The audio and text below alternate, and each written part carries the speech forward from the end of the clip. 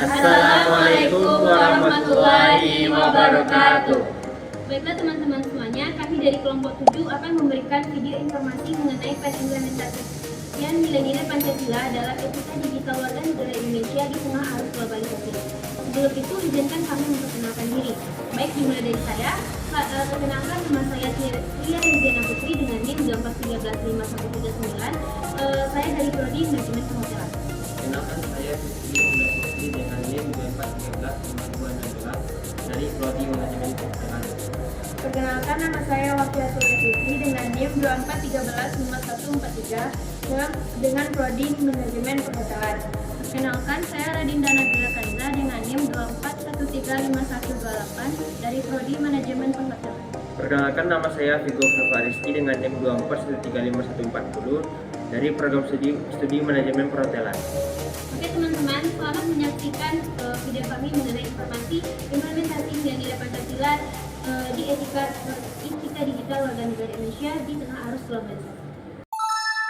Baiklah teman-teman semuanya, di era globalisasi yang semakin maju ini, dunia digital menjadi bagian penting bagi masyarakat Indonesia. Kembangan teknologi dan komunikasi yang semakin berkembang pesat menjadi ladang akses atau mempermudah masyarakat Indonesia dalam membuka jangkauan interaksi sosial dan budaya ke berbagai belahan dunia.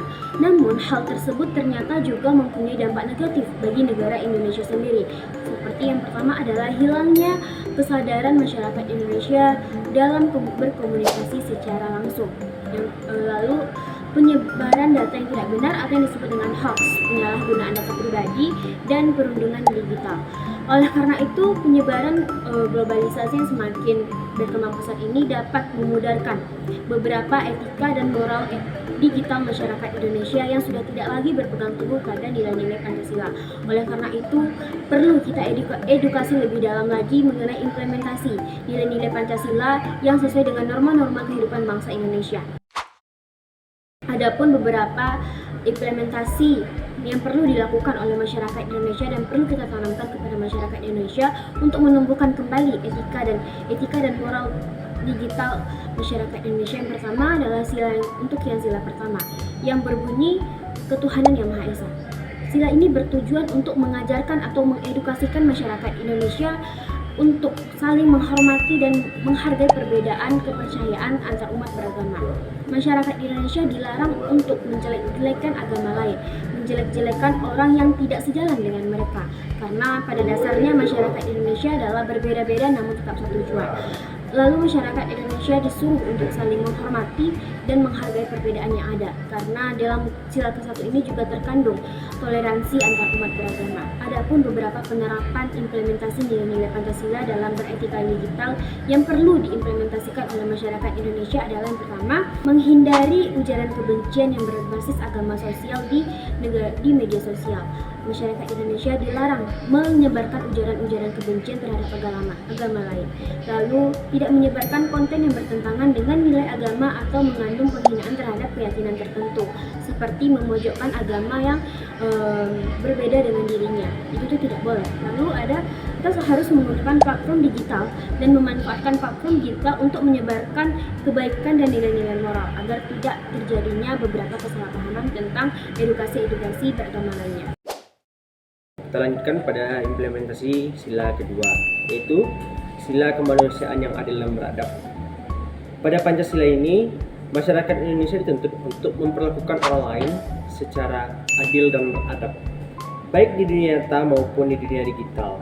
Dalam praktiknya ini, berarti kita harus menghindari perilaku negatif seperti cyberbullying, yaitu menghina atau menghujat orang lain di dalam dunia digital. Etika digital yang berkarakter Pancasila mendorong kita untuk menggunakan platform digital secara baik, bijaksana, dan bertanggung jawab, menjaga martabat dan hak asasi orang lain, tidak menyebarkan konten-konten yang dapat merusak perasaan orang lain dan tidak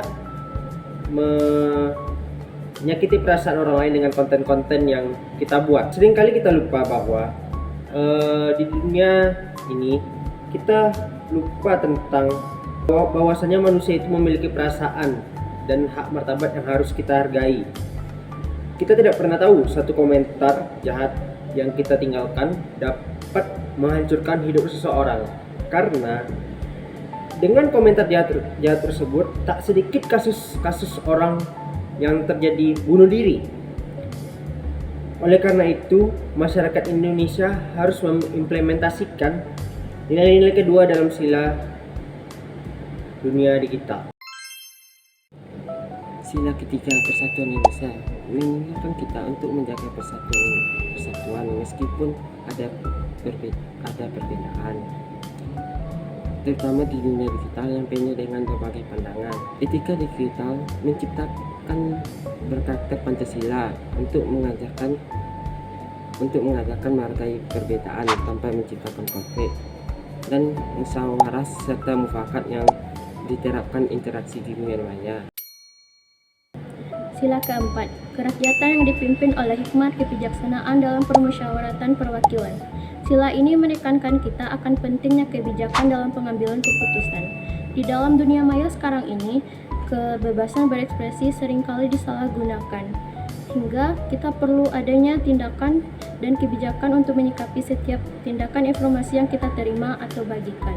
Etika digital yang berkarakter Pancasila mengharuskan kita untuk tidak hanya memperjuangkan hak diri kita sendiri, tetapi juga kepentingan bersama dan kesejahteraan orang banyak. Menggunakan media sosial misalnya harus didasarkan pada prinsip-prinsip saling menghargai antar pendapat individu, tapi tetap dalam batasan yang tidak merugikan orang lain ataupun menimbulkan perpecahan. Penerapan yang bisa kita terapkan di dalam kehidupan sehari-hari seperti menghargai pendapat orang lain, menggunakan platform era digital untuk berdiskusi secara sehat dan konstruktif, dan tidak memaksakan kehendak kita kepada orang lain. Kebijakan penggunaan berkomunikasi ini juga penting untuk agar ruang digital kita tetap sehat dan produktif. Tidak hanya itu, kita juga harus berupaya untuk menciptakan ruang digital yang lebih adil, di mana setiap masyarakat bebas berinteraksi, berpendapat, serta memberikan informasi tanpa adanya diskriminasi berdasarkan latar belakang sosial, ekonomi, dan budaya. Nah teman-teman, dalam sila kelima ini cara penerapannya yaitu yang pertama, 1. Membantu menyebarkan akses informasi yang bermanfaat bagi masyarakat luas. 2. Tidak menggunakan teknologi untuk mengeksploitasi orang lain. 3. Mendukung gerakan digital